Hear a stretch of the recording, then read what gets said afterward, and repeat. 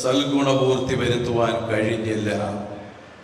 നീ പലപ്പോഴും ദൈവാലയത്തിൽ പോയിട്ടുണ്ട്, നീ പലപ്പോഴും ആരാധനയിൽ സംബന്ധിച്ചിട്ടുണ്ട്, നീ പലപ്പോഴും യേശുവിനെ കാണുവാൻ ചില കുറുക്കു വഴികൾ തെരഞ്ഞെടുത്തിട്ടുണ്ട്. പക്ഷേ സൽഗുണപൂർത്തി വരുത്തുന്ന യാഗത്തെ വിശ്വസിക്കുവാൻ കഴിയണം. ഏതാണ് ആ സൽഗുണപൂർത്തി വരുത്തുന്ന യാഗം? അതാണ് ഇന്നേക്ക് 2013 വർഷങ്ങൾക്ക് മുൻപ് ആ കാൽവറിയുടെ കൊലക്കളത്തിൽ ഒരു യാഗപീഠം പണിത് അവൻ യാഗമായി അർപ്പിക്കപ്പെട്ടു. അത് ഇന്ന് നീ കാണുമ്പോൾ നിന്റെ ജീവിതത്തിൽ ഇന്ന് ഒരു മാറ്റം വരുത്തുന്ന ഒരു യാഗത്തെ ഏറ്റെടുത്തുകൊണ്ട് നീ ഇന്ന് കടന്നു പോകണം. വന്നതുപോലെയല്ല തിരിച്ചു പോകേണ്ടത്. ഇന്ന് കേൾക്കപ്പെടുന്ന ഈ വചനങ്ങൾ കൂടെ എൻ്റെ ഭവനത്തിന്റെ അവസ്ഥയ്ക്ക് എന്തെങ്കിലും മാറ്റങ്ങൾ സംഭവിക്കുമോ? ഇന്ന് കേൾക്കപ്പെടുന്ന വചനങ്ങൾ കൂടെ എൻ്റെ കുടുംബ ജീവിതത്തിന്റെ അവസ്ഥയ്ക്ക് എന്തെങ്കിലും മാറ്റങ്ങൾ സംഭവിക്കുമോ? ഇന്ന് കേൾക്കപ്പെടുന്ന വചനങ്ങളിലൂടെ എൻ്റെ രോഗത്തിന്റെ കെട്ടുകൾ അഴിയുമോ? ഇന്ന് കേൾക്കപ്പെടുന്ന വചനങ്ങളിലൂടെ എൻ്റെ ജീവിതത്തെ കെട്ടിവെച്ചിരിക്കുന്ന കെട്ടുകൾ അഴിയുമോ എന്ന് ചിന്തിക്കുന്നവരോട് പറയുന്നു, നീ പരമയാഗമായ നിനക്ക് വേണ്ടി 2013 വർഷങ്ങൾക്ക് മുൻപേ കാൽവറിയിലെ യാഗപീഠത്തിൽ പരമയാഗമായ ആ യേശുവിന്റെ യാഗത്തെ ഒന്ന് ഉൾക്കൊണ്ടുകൊണ്ട് നീ ഇന്ന് ഒരു പുതിയ ജീവിതത്തിലേക്ക്, ഒരു പുതിയ വഴിയിലേക്ക്, നിനക്ക് മാനസാന്തരത്തിന് ഉതകുന്ന ഒരു പുതിയ പ്രക്രിയയിലേക്ക്, അത് നീ ഇതുവരെയും ചെയ്തത് നിനക്ക് ചില ഓർമ്മകൾ മാത്രം സമ്മാനിച്ച കാര്യങ്ങളാണ്, ചില മെമ്മറീസ്. നീ ഇന്നുവരെയും മാനസാന്തരത്തിന് വേണ്ടി, ദൈവത്തെ അറിയുന്നതിന് വേണ്ടി സ്വീകരിച്ച മാർഗങ്ങൾ പലപ്പോഴും നിന്റെ ജീവിതത്തിൽ ഒരു മെമ്മറിയായി, ഒരു ഓർമ്മയായി മാത്രം നിൽക്കുന്നു. മനുഷ്യന്റെ ജീവിതത്തിൽ മറക്കാത്ത പല ഓർമ്മകളുണ്ട്. അവൻ പിച്ചവെച്ച കാലം മുതൽ അവൻ ഇന്നായിരിക്കുന്ന 50, 60, 70, 80 വയസ്സ് വരെയും അവന്റെ ജീവിതത്തിൽ പല ഘട്ടങ്ങൾ, പല സംഭവങ്ങൾ, പല പ്രക്രിയകൾ, പല ക്രിയകൾ അവന്റെ ജീവിതത്തിൽ സംഭവിച്ചു. അതെല്ലാം ഓർമ്മ മാത്രമാണ്, കഴിഞ്ഞ കാലത്തിന്റെ ഓർമ്മകൾ. അതുപോലെ നീ ദൈവത്തെ അറിയാൻ, നിന്റെ ജീവിതത്തിൽ ചില ഓർമ്മകൾ സമ്മാനിച്ചുകൊണ്ട് നീ യേശുവിനെ അറിയുവാൻ, അല്ലെങ്കിൽ മാനസാന്തരം നിന്റെ ജീവിതത്തിൽ കടന്നു വരുവാൻ നീ പല കാര്യങ്ങളും ചെയ്തു. അതിലൊന്നാണ് പാപത്തെക്കുറിച്ചുള്ള ഓർമ്മ. രണ്ടാമത് വരാനിരിക്കുന്ന യാഗത്തെക്കുറിച്ചുള്ള ഓർമ്മ. അതുകൊണ്ടൊന്നും സൽഗുണപൂർത്തി വന്നില്ല. ഇന്ന് നിന്റെ ജീവിതത്തിന്, ആത്മീയ ജീവിതത്തിൽ ഇത് തന്നെയാണ് സംഭവിച്ചിരിക്കുന്നത്. നിന്റെ ജീവിതത്തിൽ നീ ചെയ്ത പ്രക്രിയകളൊന്നും നിന്റെ ജീവിതത്തിന് ഒരു മാറ്റം വരുത്തിയില്ല. മാറ്റം വരുന്നത് എപ്പോഴാണെന്ന് ചോദിച്ചാൽ, മാറ്റം സംഭവിക്കുന്നത് എപ്പോഴാണെന്ന് ചോദിച്ചാൽ, ദൈവത്തിന്റെ ആത്മാവ് എന്നെയും നിങ്ങളെയും സ്പർശിക്കുമ്പോഴാണ്. മാനസാന്തരം എന്ന് പറഞ്ഞാൽ മാറ്റം വന്ന അവസ്ഥയെക്കുറിച്ചുള്ള ഓർമ്മയാണ്. മുമ്പ് ആയിരുന്നതല്ല, ഇപ്പോൾ സംഭവിക്കുന്ന, ഇപ്പോഴുള്ള അവസ്ഥ. മുമ്പ് പാപിയായിരുന്നു എന്നതിനെ കുറിച്ച് ഓർക്കുന്നതല്ല മാനസാന്തരം. ഇപ്പോൾ ദൈവത്തിലായതിനെ കുറിച്ചുള്ള അവസ്ഥാബോധമാണ് മാനസാന്തരം. കഴിഞ്ഞ തലമുറ പാപത്തെ കുറിച്ച് മാനസാന്തരം എന്ന് പറഞ്ഞു. സുനിൽ ജനിച്ചത് വളർന്നത് കോയമ്പത്തൂര്, പഠിച്ചത് വളർന്നത് എന്നെ കോയമ്പത്തൂരാ. ഒറ്റ മോനേ ഉള്ളൂ. അപ്പനും അമ്മയും മരിച്ചുപോയി. ആരെയും നോക്കാന്. ഇപ്പൊ എൻ്റെ മുതലാളിയാ എന്നെ നോക്കുന്നത്. നായർ സമുദായത്തിലാണ് വരുന്നത്. അവിടുന്ന് ഇപ്പൊ മാവോയിസം മുങ്ങി കത്തോലിക്ക വർഷം 5 വർഷം മുമ്പ്. എന്തായിരുന്നു കഴിഞ്ഞ 2 ആഴ്ച മുമ്പ് വരെയുള്ള സുനിലിന്റെ അവസ്ഥ? ഞാൻ 8 വർഷം കൊണ്ട്, അപ്പനമ്മ മരിച്ചതിന് ശേഷം 8 വർഷം കൊണ്ട് മദ്യപാനത്തിന് അടിമയായിരുന്നു. തിരുമേനി കൈവച്ച് പ്രാർത്ഥിച്ചതിന് ശേഷമാണ് അതിൽ നിന്ന് വിടുതൽ ലഭിച്ചത്. 2 ആഴ്ച മുമ്പ് വരെ മദ്യപാനത്തിന് അടിമയായിരുന്നു. 2 ആഴ്ച മുമ്പ് വരെ മദ്യപാനത്തിന് അടിമയായിരുന്നെന്ന് പറഞ്ഞാൽ ഒരു സാധാരണ മദ്യപാനിയൊന്നും അല്ലായിരുന്നു അല്ലേ? ഒരു ദിവസം എത്ര മദ്യം ഉപയോഗിക്കുക? 1.5 കുപ്പി വരെ. 1.5 കുപ്പി. അത് കിട്ടിയില്ലെങ്കിലും ആരെ വാങ്ങി തരുന്നു? ഇല്ല, കൂട്ടുകാരാണ് മേടിച്ചിരുന്നത്. കൂട്ടുകാരെ വാങ്ങി തരുന്നു. കൂട്ടുകാരില്ലെങ്കിൽ സ്വന്തമായിട്ട് വെളിയിലോട്ട് ഞാൻ തന്നെ പോകും. അത് കിട്ടിയില്ലെങ്കിലോ? കിട്ടിയില്ലെങ്കിൽ വിറയ്ക്കും, കൈയെല്ലാം വിറയ്ക്കും. എങ്ങനെയും പോകും, ചാടി. കിട്ടിയില്ലേ വിറയ്ക്കുക മാത്രമല്ല വിറപ്പിക്കുകയും ചെയ്യുമായിരുന്നു അല്ലേ?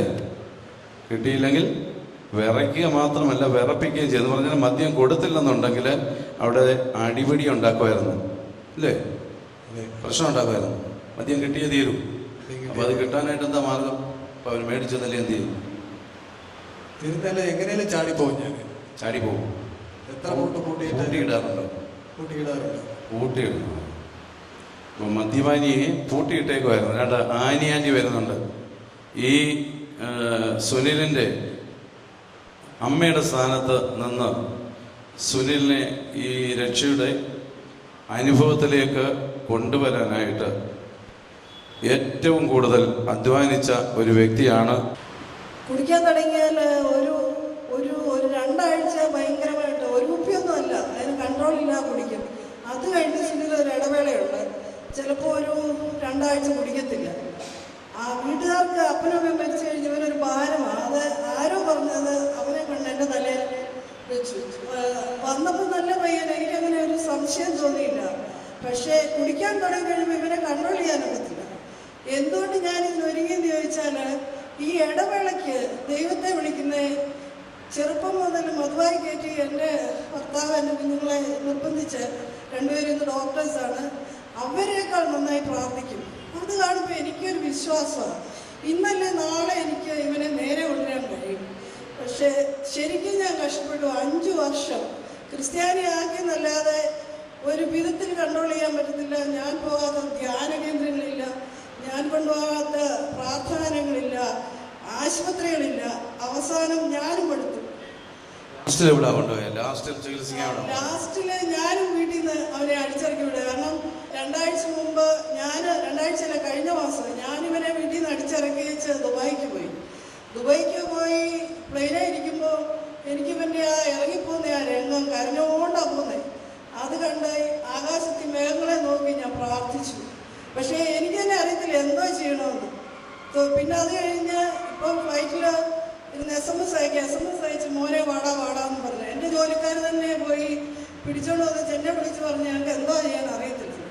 അങ്ങനെ അവരെ SH ഹോസ്പിറ്റൽ തൊടുപുഴ, ഏത് അമ്മമാരിത് കേൾക്കുന്നവരും, ഞാൻ ഏത് ഭാര്യമാരും, ഒത്തിരി ഭാര്യമാരെ, വേദനയുള്ള ഭാര്യമാരെ ഞാനിവിടെ കണ്ടു.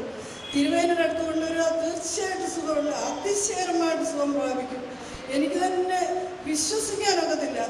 ഞാൻ അവിടെ ഇങ്ങനെ ഇവനെ തൊടുപുഴ ചെന്ന് ആ ഒരു ഡോക്ടറെ കണ്ട് തെറാപ്പി കൊടുത്തേച്ച് അവരുടെ ഫോട്ടോ എടുത്ത് ഡോക്ടർ രസിക്കുക, അവരെ കണ്ട് പേടിപ്പിക്കുക. ഈ രംഗം കണ്ട് ഞാൻ അവിടെ പിന്നെയും 200 കിലോമീറ്റർ ഞാൻ തന്നെ വണ്ടി ഓടിച്ച തൊടുപുഴയ്ക്ക് പോയി. ഡോക്ടറെ അങ്ങ് പരിഹസിക്കുക, ഇവിടെ കിടക്കട്ടെ 4 മാസം. അവിടുന്ന് ഇറക്കി വീട്ടിൽ കൊണ്ടുവന്നു, അടച്ചിട്ട്. അവൻ്റെ അമ്മയുടെ അനിയത്തി ഉണ്ട് അവിടെ, അടച്ചിട്ട് ഞങ്ങൾക്ക് 2 അറിയത്തില്ല എന്ത് ചെയ്യാന്ന്.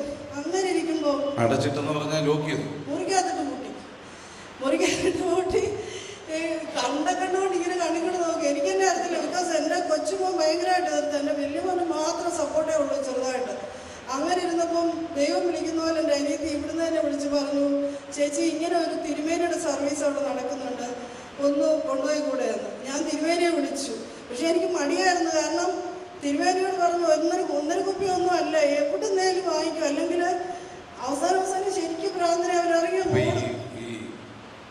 ഇപ്പം സുനിൽ പറഞ്ഞു 1.5 കുപ്പി എന്ന് പറഞ്ഞു, ആൻറ്റി പറയുന്നു 1.5 കുപ്പി ഒന്നുമല്ല. കറക്റ്റ് കുപ്പി എത്രയാണ് കുടിക്കുന്ന ദിവസം? 2 കുപ്പി വരെ ആയിട്ടുണ്ട് കേട്ടോ. ഒരു ദിവസത്തെ ആണോ? ഒരു ദിവസം 2 കുപ്പി വരെ ആയിട്ടുണ്ട്. തിരുമേനിയെ വിളിച്ച് ആ ദിവസം ഒരു വിധത്തിൽ ഞങ്ങൾ അടൂർ കൊണ്ടുവന്നു. തിരുമേനി കൈവച്ച് പ്രാർത്ഥിച്ച് തിരിച്ചൊരു ഇനി അടൂർ വന്ന ആ അവസ്ഥയെക്കുറിച്ചൊന്ന് വിശദീകരിക്കണമല്ലോ. അടൂർ വന്നത് നല്ലൊരു ചട്ടമ്പിയായിട്ടാണ്. ഇപ്പം നല്ല സുന്ദരനായിട്ടൊക്കെ ഇരിക്കുന്നുണ്ട്. ഇപ്പം നല്ല സുന്ദരനായിട്ടിരിക്കും. അടൂർ വന്ന ഒരു കൈലിയൊക്കെ മടക്കി കുത്തി ഒരു ചട്ടമ്പിയായിട്ടാണ് വന്നത്. പ്രാർത്ഥന ഗത്സമൻ സെൻറ്ററിൽ 4ാം ഞായറാഴ്ചയിൽ പ്രാർത്ഥനയിൽ അന്ന് സംബന്ധിച്ചിട്ടുള്ളവർക്ക് അറിയാം അന്നത്തെ സുനിൽ ആരായിരുന്നു, ഇപ്പോഴത്തെ സുനിൽ ആരായിരുന്നു. ആ പ്രാർത്ഥനയിലൂടെ എന്താ സംഭവിച്ചത്? പ്രാർത്ഥനയിലൂടെ വിടുതൽ ലഭിച്ചു. ഇപ്പം മദ്യത്തോടെ എനിക്ക് വെറുപ്പാണ്. ആ കുപ്പി പോലും തൊടാനുള്ള അറപ്പുണ്ട്. തിരുമേനിയുടെ പ്രാർത്ഥനയിൽ സുഖം പ്രാപിച്ചു. ഞാൻ വന്നപ്പോൾ എനിക്ക് ഭയങ്കര കൈവേദനയായിരുന്നു. എനിക്ക് വന്ന് ചെയ്യാൻ പറ്റത്തില്ല. തിരുമേനി എടുത്തൊന്ന് പ്രാർത്ഥിച്ചു. എനിക്കിപ്പോൾ ഒരു കുഴപ്പമില്ല. എൻ്റെ മോളുടെ നഴ്സറിക്ക് ഒരു ലൈസൻസിൻ്റെ പ്രശ്നം ഉണ്ടായിരുന്നു, സോഷ്യൽ അഫയേഴ്സിൻ്റെ. അത് ഒരു ദുബായിൽ. അത് തിരുമേനിയോട് വിളിച്ച് പറഞ്ഞ് അന്ന് രാവിലെ അവൾ വിഷമിച്ച് പറഞ്ഞു, മമ്മി പഴയതെല്ലാം ക്യാൻസൽ ചെയ്ത് പുതിയ ലൊക്കേഷനിൽ വന്നു, പക്ഷെ ഒരു പെർമിഷന് വേണ്ടി വെയിറ്റ് ചെയ്യുക. ഞാൻ പറഞ്ഞു, മോളെ തിരുമേനിയെ വിളിച്ച് പറയാം. അന്ന് വിളിച്ച് പറഞ്ഞു. അന്ന് 10 മണിയായപ്പോഴത്തേക്ക് പെർമിഷൻ കിട്ടി. നഴ്സറി എത്ര നാൾ കൊണ്ട് ഇത് കിട്ടാതിരുന്ന? 2 വർഷമായിട്ട് കിട്ടാതിരുന്ന പെർമിഷന്. ദൈവകരങ്ങളിൽ ഏൽപ്പിച്ചു കൊടുത്ത് നമുക്ക് പ്രാർത്ഥിക്കാം. കരുണാസമ്പന്നനായ ഞങ്ങളുടെ ദൈവമേ, ഈ നല്ല സമയത്തിനായി ഞങ്ങൾ അവിടുത്തെ സ്തുതിക്കുന്നു. ഞങ്ങൾ പാപികളും ദോഷികളുമാകുന്നു എന്ന് സമ്മതിച്ചു പറയുന്നു. എന്നാൽ 2013 വർഷങ്ങൾക്ക് മുൻപ് ഞങ്ങളുടെ പാപങ്ങൾക്ക് ഒരു പകരക്കാരനായി അവിടുന്ന് കാൽവറിയുടെ കൊലക്കളത്തിൽ ഒരു യാഗപീഠം ഒരുക്കി ഞങ്ങളുടെ പാപങ്ങളെ മുഴുവൻ പരിഹരിക്കുവാൻ തക്കവണ്ണം 3 ആണികളിന്മേൽ ജീവൻ വെച്ച ദൈവമാകിയാൽ നന്ദിയോടെ അവിടുത്തെ സ്തുതിക്കുന്നു. ഇപ്പോൾ കർത്താവേ, അവിടുത്തെ ആ ക്രൂശിൻ്റെ വില നിൻ്റെ മക്കളുടെ ജീവിതത്തിൽ അത് പ്രാവർത്തികമാകുവാൻ തക്കവണ്ണം ഇപ്പോൾ ആണിപ്പാടുള്ള കരം നിൻ്റെ മക്കളെ തൊടണമേ. വളരെ ഭാരത്തോടു കൂടെയിരിക്കുന്ന വ്യക്തി ജീവിതങ്ങളെ കർത്താവിൻ്റെ കരങ്ങളിൽ ഏൽപ്പിക്കുന്നു. രോഗത്താൽ ഭാരപ്പെട്ട് ഇനി ഒരിക്കലും ഒരടി മുന്നോട്ട് വെക്കാൻ കഴിയുകയില്ലെന്ന് കണ്ട് മരണത്തെ മുന്നിൽ കണ്ടുകൊണ്ട് ഇപ്പോൾ ജീവിതത്തെ തള്ളി നീക്കുന്ന വ്യക്തികളെ കർത്താവിൻ്റെ കരങ്ങളിൽ ഏൽപ്പിക്കുന്നു. ഓ ഹല്ലേലൂയ! നീ മരിക്കേണ്ടവനല്ല, അത് അവൻ നിനക്ക് വേണ്ടി മരിച്ചു. ഒരിക്കലായി അവൻ സകലതും നിവർത്തിച്ചു. ഇപ്പോൾ കർത്താവേ, നിന്റെ മക്കളുടെ മേലുള്ള സകല ഭാരങ്ങളെയും രോഗത്തിൻ്റെ കെട്ടുകളെയും അവിടുന്ന് അഴിച്ചു കളയണമേ. യേശു ക്രിസ്തുവിൻ്റെ നാമത്തിൽ, യേശു ക്രിസ്തുവിൻ്റെ നാമത്തിൽ, യേശു ക്രിസ്തുവിൻ്റെ നാമത്തിൽ സകല ബന്ധനങ്ങളും അഴിഞ്ഞു മാറട്ടെ. രോഗത്തിൻ്റെ കെട്ടുകൾ അഴിയട്ടെ. ഒരിക്കലും മുന്നോട്ട് വിടുകയില്ലെന്ന് വാദിച്ചുകൊണ്ട് പോരുകളിട്ട് തടസ്സപ്പെടുത്തുന്ന ചില ബന്ധനത്തിൻ്റെ ശക്തികളെ യേശു ക്രിസ്തുവിന് അധികാരമുള്ള നാമത്തിൽ ശാസിക്കുന്നു. ഇപ്പോൾ ദൈവകരത്തിൻ്റെ ശക്തി വ്യാപരിക്കട്ടെ. ബന്ധനങ്ങൾ അഴിയട്ടെ. യേശുവിൻ്റെ നാമത്തിൽ വിടുതൽ പ്രാപിക്കട്ടെ. പലവിധമായ ഭാരങ്ങളാൽ വലയുന്നവരെ കർത്താവിൻ്റെ കരങ്ങളിൽ ഏൽപ്പിക്കുന്നു. ഇപ്പോൾ ഓരോ വ്യക്തികളുടെ മേലും ദൈവശക്തി വ്യാപരിക്കട്ടെ. യേശുവിൻ്റെ നാമത്തിൽ തന്നെ. ആമീൻ. പ്രിയമുള്ളവരെ, ഈ ശുശ്രൂഷ നിങ്ങൾക്ക് ഏറ്റവും അനുഗ്രഹമായിരിക്കുന്നു എന്ന് അറിയുന്നതിൽ സന്തോഷമുണ്ട്. പ്രിയമുള്ളവരെ, സ്വർഗീയ അഗ്നി ശുശ്രൂഷ നിങ്ങൾക്ക് ഏറ്റവും അനുഗ്രഹകരമായിരിക്കുന്നു എന്ന് അറിയുന്നതിൽ ഞങ്ങൾക്ക് സന്തോഷമുണ്ട്. നിങ്ങളുടെ ഏത് വിധത്തിലുള്ള പ്രാർത്ഥനാ വിഷയങ്ങളായാലും ദയവായി താഴെ കാണുന്ന ഞങ്ങളുടെ നമ്പറുകളിൽ നിങ്ങൾ വിളിച്ച് അറിയിക്കുക. ഞങ്ങൾ നിങ്ങൾക്ക് വേണ്ടി പ്രാർത്ഥിക്കും. ഈ ദിവസങ്ങളിൽ ഫോണിലൂടെയുള്ള പ്രാർത്ഥനയെ പരിശുദ്ധാത്മാവ് വളരെ ശക്തമായി അനുഗ്രഹിച്ച് വിടുതൽ നൽകുന്നതിനെ ഓർത്ത് ഞങ്ങൾ ദൈവത്തെ സ്തുതിക്കുന്നു. നിങ്ങളുടെ പ്രാർത്ഥന വിഷയങ്ങൾ തീർച്ചയായും വിടുതലുള്ളതാണ്. ഞങ്ങളെ ദയവായി വിളിക്കുക. ദൈവം നിങ്ങളെ അനുഗ്രഹിക്കട്ടെ.